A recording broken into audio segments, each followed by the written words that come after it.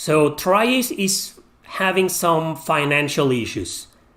Like I said, for those who don't know, Triace is the company who makes Valkyrie Profile, Star Ocean, those games.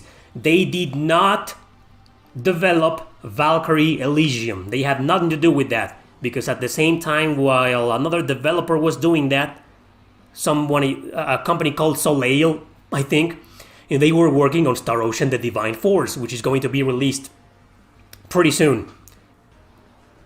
And last week, all of a sudden, the Divine Force isn't out yet, right? And they released this news, or somebody leaked this news. I don't know a lot about this, so take this with a grain of salt. It might be better to go right now on the internet, on Google, and do a little bit more research.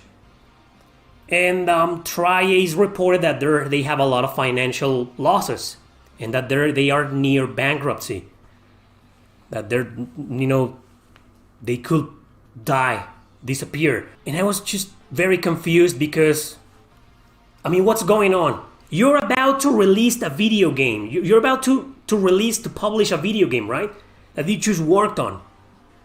And who funded that project? Square Enix, right? This game is going to be published worldwide by Square Enix. So why are you announcing this like a couple of weeks before Star Ocean: The Divine Force comes out? Are they trying to guilt people into buying the Divine Force? I don't know. I'm confused. Triace. I'm a huge fan of Triace. But why will they announce? Hey, everybody, I have no money left. I'm near bankruptcy. Didn't it occur to them that somebody or people were going to ask, but you're just like weeks from releasing your next big game. So that's one thing that I don't understand. And the second thing that I don't understand is why, and this is something that I don't understand, I just don't know how these things work in the industry.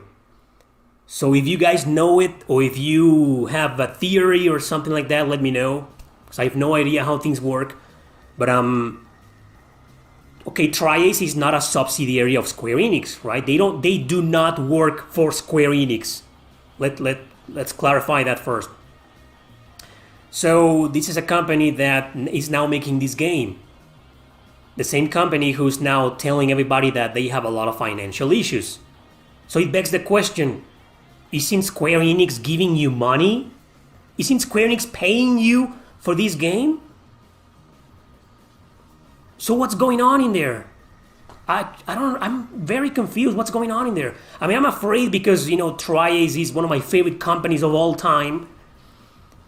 They've made a lot of JRPGs that I really, really love, like the first two Valkyrie Profile games, some Star Ocean games, Radiata Stories, Infinite Undiscovery, Exist Archive, games that I recommended to death in this channel. Right, so when I saw that news, I was like, man, what's going on? So, what are your thoughts on this? I just don't get it. Why? I just don't want to be, that conspiracy theory guy. But just, why will they tell the world that they're having financial issues 2 weeks before releasing their next big game? Like, are they trying to make people feel bad for them so people can go and... Is this a marketing strategy so people can buy Star Ocean? Oh, I want to support Triace, so I'm going to buy this game? If that's the strategy, that's okay, because I do want to support Triace, I'm not going to buy the game, but I've supported Triace my entire YouTube career, and I'm pretty sure a lot of people have bought their games thanks to my recommendations, so yeah. Sorry, but the Divine Force is out of my league right now because Square Enix, yeah. We don't want to go back to that topic. But the thing is that, it's just very confusing, right? It's pretty weird and intriguing at the same time. Like, why will they say that they have financial issues 2 weeks prior to releasing their next big game? published by the biggest JRPG company in the entire planet Earth. What do you guys think about this? So Square Enix is funding the development, not giving them profits. Oh, that's Tri-Ace's job in the transaction, gets profits from sales. I think in the past Tri-Ace had money coming in from their mobile game. Oh, you mean Anamnesis? Star Ocean Anamnesis, something like that, right? Right now they don't have any profits coming in, so they are kind of broke right now. The mobile game was giving them profits and that's it? Well, I guess when you develop a game... Oh, right, so I guess when you develop a game and you make a lot of money out of it, and then over the course of time you can no longer make money out of it. Square Enix makes money because I'm like, okay, so they have a bunch of digital games. Star Ocean 3 and 4, for example, are digital on the PlayStation 4. And people can buy them directly from the PlayStation Store. And that part of that money goes to Square Enix then. It doesn't go to Tri-Ace, I guess. It's the same in the movie industry, you know. The people who have the rights to something, they are the ones who get the money in the long run. You know, books is the same. Music is the same, you know. People, the artists don't get money anymore on the long run. You know, they make a lot of money during the release, or they get paid or whatever. You know, it's just, I think every company handles things differently, so I don't know why, I don't know how businesses are handled in Square Enix, or what the business relationship is between Tri-Ace and Square Enix. It's weird. And speaking about the mobile games, I don't mean to shit on Tri-Ace, but a lot of companies, the people who made that Wild Arms mobile game, the people who made their Arc the Lab mobile game for phones, you know, they're starting to realize, these companies, that a lot of people, not everybody, you know, they're still being successful, you know, especially in Japan. But I think a lot of companies are starting to realize that when it comes to JRPGs, the majority of, not the majority, you know, a lot of people outside Japan in the West, they don't like it. It's not just us influencers or YouTubers, you know, criticizing that. You know, it's a lot of people, you know, they're like, oh man, when's the next new Breath of Fire coming out? And all of a sudden, you know, it's a mobile exclusive game that it's pretty bad. Or it's a gacha free-to-play game. And a lot of people don't like that. So even if a game like Anamnesis, Star Ocean, was giving Tri-Ace a lot of money, you know, I think it's about time they realize, you know, well, a lot of JRPG fans, we don't want mobile games, you know, we want games on our consoles, or at least on our computers, you know.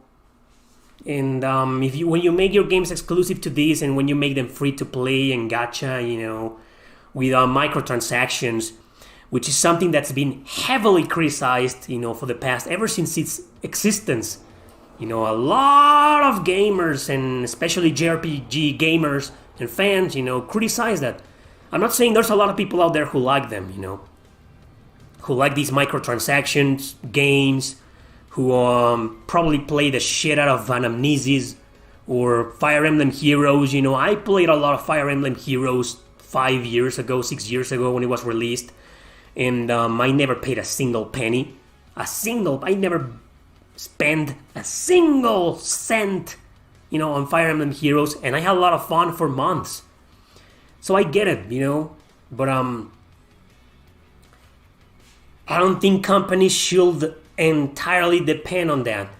If you want to try your luck at the handheld market and you're making a lot of money in that, good. But going back to the Tri-Ace example, you know, these just happen. You know, if they are not making enough money anymore and they're going bankrupt and they're broke because they are no longer making money out of their mobile games, then, you know, it proves my point. You know, you can't entirely depend on mobile games. You know, you need to, I mean, you have a huge fan base, huge amount of people, hundreds of thousands, maybe millions for the bigger titles, you know, who want who are not going to buy your game, or who are not going to spend a single penny on your gacha game. So maybe, try to please both sides, keep this mobile game to the people who love them, but then give us, the people who don't care about mobile games, give us what we want. And I think I speak for a lot of fans out there. We want our games on consoles, we don't want, Ark the Lad is coming back, it's a gacha free-to-play game. Breath of Fire, the same. And there's a lot of companies doing this, what happened to Mist Walker? Hironobu Sakaguchi's company, all they do nowadays is for phones. And it's like, okay, maybe they're making a lot of money on that, but what about the other market, the other fan base? We don't give a shit about you anymore, Mist Walker, because your games are not on consoles or on Steam, or on PC. So there we go. So, there's a market for everything, but I don't think it's smart to depend on just one of those markets. Some companies can. They can live the shit out of mobile games, or they can live the shit out of console games. But in Tri-Ace situation, I think it's pretty clear that the majority of their fans come from an era that where mobile games didn't exist, or where JRPGs weren't on mobile games, So obviously the majority of your fans, Tri-Ace, don't want mobile games. We want you to come back to the console market, and you just did with Star Ocean: The Divine Force. Thank you. But now they're having financial issues. Anyway,